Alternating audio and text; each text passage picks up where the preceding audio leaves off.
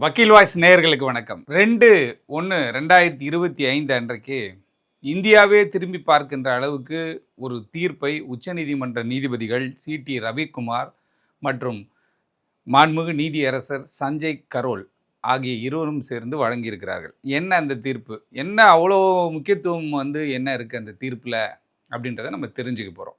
அதாவது maintenance and welfare of the parents and senior citizen act 2007 ஒன்று இருக்குது.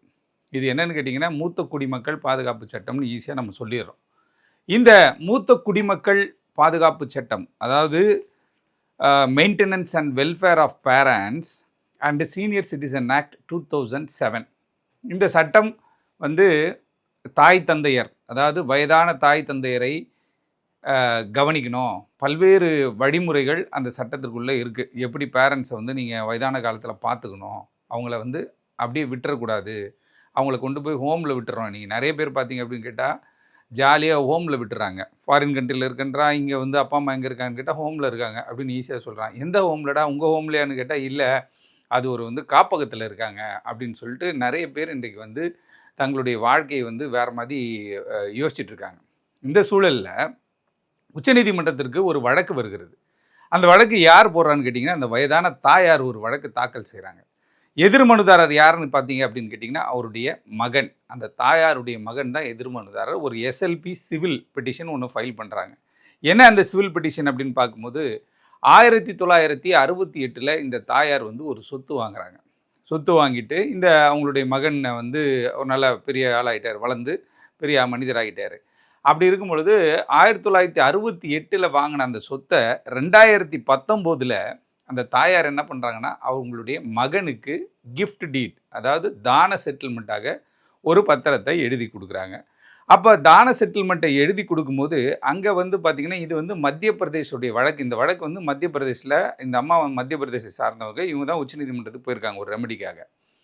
அப்போ 2019 அவங்க பையனுக்கு ஒரு கிஃப்ட் டீட் எழுதி கொடுக்குறாங்க. அங்கே வச்சன் பத்ரா அப்படின்னு ஒன்று இருக்குது. அதான் நம்ம இங்கே ப்ராமிசரி நோட்டுன்னு சொல்கிறோம் இல்லையா, அது மாதிரி அங்கே வச்சன் பத்ரா. அங்கே இந்த கிஃப்ட் டீட் எழுதி கொடுக்கும்போது இந்த பையன் அவங்க அம்மாவுக்கு ஒரு ப்ராமிசரி நோட்டு, ஒரு உறுதிமொழி பத்திரம் அப்படின்றது நம்ம தமிழில் இங்கே சொல்கிறோம்.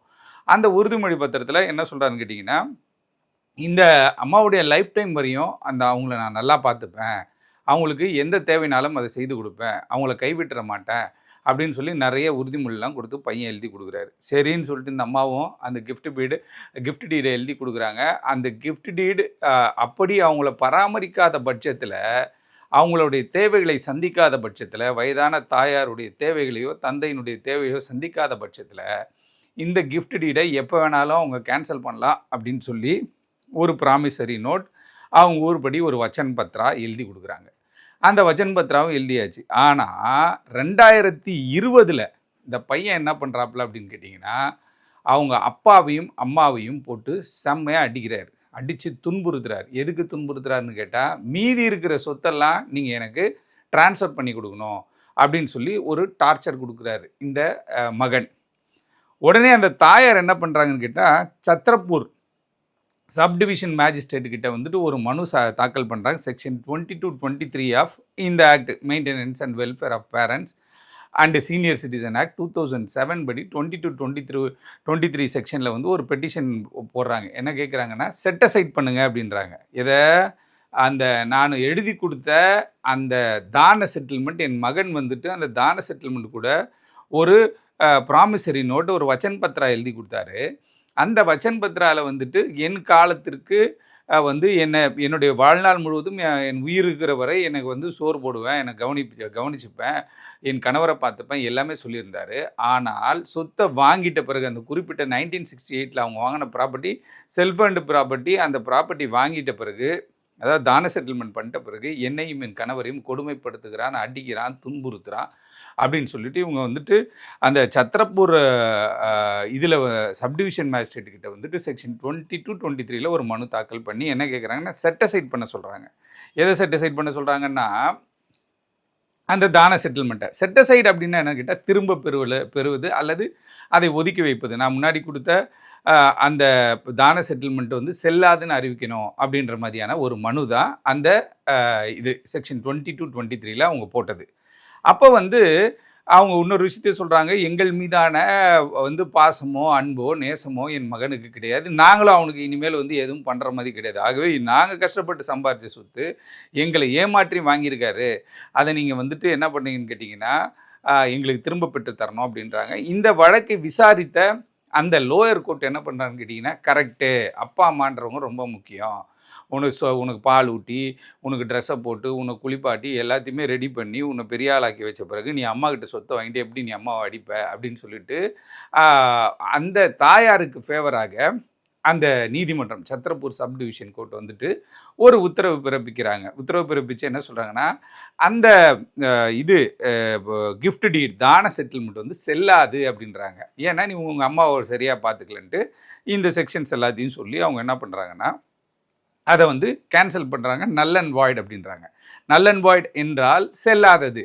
அந்த டீடு வந்து அந்த கிஃப்ட் டீட் செல்லாதுன்னு சொல்லிடுறாங்க. உடனே வந்து என்ன பண்ணுறாரு கேட்டிங்கன்னா, அவருடைய மகன் இருக்கார் இல்லையா, அவர் என்ன பண்ணுறாரு, உத்தம புத்திரர், அவர் என்ன பண்ணுறாரு அப்படின்னு கேட்டிங்கன்னா, உடனே அதே கோர்ட்டில் வந்து அப்பீல் போகிறார். அப்பீல் அவர் ஒரு கிரவுண்ட்ஸ் எடுத்துகிட்டு போகிறார். போய் என்ன சொல்கிறாருன்னு கேட்டிங்கன்னா, அவங்க வந்து ஒரு கூட அட்ஜஸ்டண்ட்டாக ஒரு பத்திரம் எழுதி கொடுத்தாங்க இப்படி அப்படின்னு சொல்லி ஒரு கதை இதெல்லாம் எடுத்துகிட்டு போகும்போது அந்த அப்பீலும் அந்த லோயர் கோர்ட்டில் வந்துட்டு டிஸ்மிஸ் ஆகுது. டிஸ்மிஸ் ஆன பிறகு மகன் வந்து விடலை.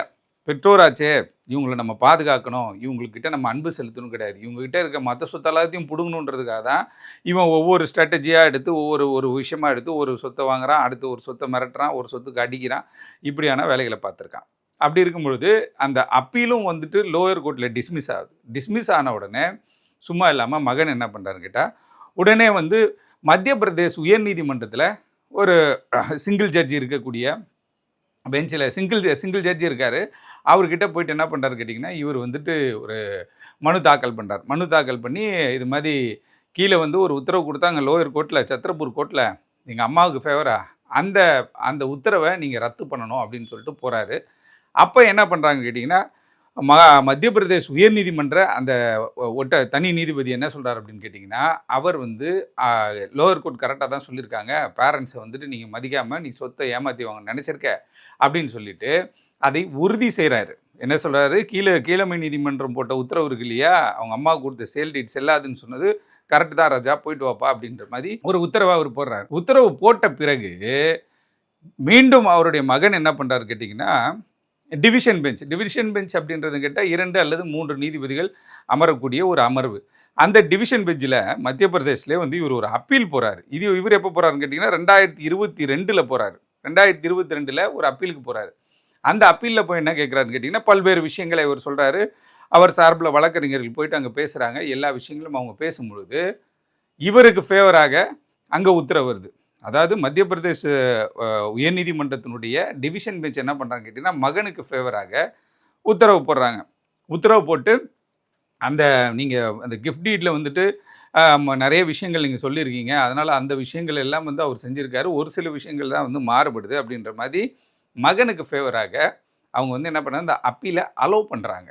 எங்கள் மத்திய பிரதேசனுடைய டிவிஷன் பெஞ்ச் உயர்நீதிமன்ற டிவிஷன் பெஞ்ச் அலோவ் பண்ணுறாங்க. அந்த அலோவ் பண்ணதை வந்து தவறு அப்படின்னு சொல்லிட்டு தான் இந்த தாயார் என்ன பண்ணுறாங்கன்னு கேட்டிங்கன்னா, உச்ச நீதிமன்றத்திற்கு ஒரு எஸ்எல்பி ஃபைல் பண்ணுறாங்க. எஸ்எல்பி சிவில் பெட்டிஷன் ஒன்று ஃபைல் பண்ணுறாங்க. பெட்டிஷன் ஃபைல் பண்ணி அதில் எல்லா கதையும் கொண்டு வராங்க. அதாவது 1968 அவங்க சொத்து பர்ச்சேஸ் பண்ணதுக்கப்புறம், 2019 அவங்க மகனுக்கு வந்து தான செட்டில்மெண்ட் பண்ணதுக்கப்புறம், 2020 அவங்க மகன் அடித்தது, அதுக்கப்புறம் 2021 வந்து லோயர் கோர்ட்டில் அப்பீலில் வந்து அவர் தோற்று போனார். அதுக்கு பிறகு ஹைகோர்ட் போகிறார். ஹைகோர்ட்டில் சிங்கிள் ஜட்ஜி என்ன சொல்கிறாருன்னா, அந்த லோயர் கோர்ட் போட்ட உத்தரவு செல்லுன்றாரு. அதுக்கு பிறகு டிவிஷன் பெஞ்சில் என்ன பண்ணுறாங்கன்ட்டு, என் பையனுக்கு ஃபேவராக உத்தரவு போட்டாங்க, ஆகவே என் பையன் இது மாதிரி அட்ராசிட்டி ஒரே பிரச்சனை பண்ணியிருக்கான் அப்படின்னு சொல்லிட்டு உச்சநீதிமன்றத்தில் ஒரு அப்பீல் போகிறாங்க. இவங்க தான் அப்பலண்ட். அதில் அந்த தாயார் போய் அங்கே முறையிடும் பொழுது அங்கே தான் பிடிச்சது பாயிண்ட்டு. அங்கே என்ன பண்ணுறாங்கன்னு கேட்டிங்கன்னா, மாண்புமிகு நீதியரசர் சிடி ரவிக்குமார் அவர்களும் மாண்புமிகு நீதியரசர் சஞ்சய் கரோல் அவங்களும் என்ன பண்ணுறாங்கன்னா, இந்த வழக்கை விசாரிக்கிறாங்க. இந்த டிவிஷன் பெஞ்ச் என்ன பண்ணுறாங்கன்னா, மொத்த கதையும் எடுத்துகிட்டு வாங்கயா அப்படின்னு சொல்லி எடுத்துகிட்டு வந்து இவங்க வந்து ஒரு இந்த இந்த இந்தியா முழுவதற்குமான ஒரு தீர்ப்பை வழங்கிறாங்க. அது வந்து என்ன கேட்டிங்கன்னா, காலத்திற்கும் அழியாத ஒரு தீர்ப்பாக பேசப்படுகிறது. என்ன சொல்கிறாங்கன்னு கேட்டிங்கன்னா, ராஜா நீ வந்து உன்னை வளர்த்து உன்னை ஆளாக்கி உன்னை பெற்றது எல்லாமே வந்து உங்கள் அம்மா. ஆனால் நீ சொத்துக்காக உங்கள் அம்மாவே என்னைக்கு அடிக்கணும்னு முடிவு பண்ணிட்டியோ, உங்கள் அப்பாவை என்னைக்கு அடிக்கணும்னு முடிவு பண்ணிட்டியோ, அப்பயே உன்னுடைய பாயிண்ட் வந்து என்னன்னு கேட்டால் சொத்தை நோக்கி தான் இருக்குது. அவங்கள நல்லா பார்த்துக்கணுமோ, இல்லை அவங்கள வந்து வயசாகிடுச்சு அப்படின்றதுனால அவங்கள நீ வந்து ஒதுக்கி வைக்கிற. அதனால் அப்படி வந்து எதையுமே நம்ம ஏற்றுக்கொள்ள முடியாது அப்படின்னு சொல்லி அவங்க என்ன பண்ணுறாங்க அப்படின்னா, 7/9/2019 அன்னைக்கு அந்த தாயார் ஒரு கிஃப்ட் டீட் பண்ணாங்க இல்லையா? அந்த கிஃப்ட் டீடை வந்து லோயர் கோர்ட் என்ன பண்ணாங்க, லோயர் கோர்ட் வந்து அந்த கிஃப்ட் டீட் செல்லாதுன்னு சொன்னாங்க இல்லையா? அதுதான் கரெக்டு. அதையே தான் நாங்களும் சொல்கிறோம் அப்படின்னு சொல்லி, இனியும் வருங்காலத்தில் இவங்க என்ன பண்ணியிருக்காங்கன்னா, இதில் இன்னொரு விஷயத்த சொல்கிறாங்க. இனியும் வருங்காலத்தில் யாராவது கிஃப்ட் டீடு பசங்களுக்கு எழுதி கொடுத்து அதற்கு பிறகு அவர்கள் உங்களை கவனிக்கவில்லை, உங்களை உதாசீனப்படுத்துகிறார்கள், உங்களை அவமானப்படுத்துகிறார்கள், உங்களை துரத்தி விடுகிறார்கள், உங்களை அனாதைகளாக்குகிறார்கள் என்று சொன்னால் அவங்கக்கிட்ட இருக்க சொத்து எல்லாம் நம்ம இந்த ஜட்ஜ்மெண்ட்டை பேஸ் பண்ணி உடனே திரும்ப பெற்றுக்கொள்ளலாம். ஒரு மனுவை வந்து நம்ம உடனே வந்து மனு செய்து அந்த மனுவை நீதிமன்றத்தில் தாக்கல் செய்து அந்த மனுவில் மொத்த கதையும் சொல்லி ஏற்கனவே வந்து பார்த்திங்கன்னா 2/1/2025 அன்னைக்கு மாண்புமிகு நீதியரசர்கள் சிடி ரவிக்குமார் மற்றும் இவர் சஞ்சய் கரோல் ஆகியோர் ஒரு வழக்கில் இது மாதிரி சொல்லியிருக்காங்கன்றதை மேற்கோள் காட்டி சரியான முறையில் ஒரு மனுவை நம்ம தாக்கல் செய்கின்ற பொழுது இந்த மனுவை பேஸ் பண்ணி உங்களை அதாவது வயதான பெரியோர்கள் தாய் தந்தையரை ஏமாற்றி சொத்துக்களை பறித்திருக்கின்ற மகன்களோ மகன்கள்கிட்ட இருந்தோ அந்த சொத்துக்களை மீண்டும் இவர்களுக்கு பறிமுதல் செய்யலாம். இன்னொன்று குறிப்பாக என்ன சொல்கிறாங்கன்னு கேட்டால், இந்த ப்ராப்பர்ட்டி இருக்கு இல்லையா, இந்த ப்ராப்பர்ட்டி 1968 இந்த பாட்டியம்மா வாங்கின ப்ராப்பர்ட்டி, அந்த ப்ராப்பர்ட்டியில் இன்றைக்கி அவங்க பையன் தான் பொசிஷனில் இருந்தார். அங்கே இருந்துட்டு தான் இவர் இவ்வளோ வேலைலாம் பண்ணிகிட்டு இருந்தார். இப்போ உச்சநீதிமன்றம் இந்த தீர்ப்பில் என்ன சொல்லிட்டாங்கன்னா, 28/2/2025க்குள்ளே 28/2/2025க்குள்ள இந்த ப்ராப்பர்ட்டியோடைய பொசஷனை அந்த வயதான தாயாருக்கு கொடுத்தாகணும் அப்படின்ற ஒரு தீர்ப்பு கொடுத்துருக்காங்க.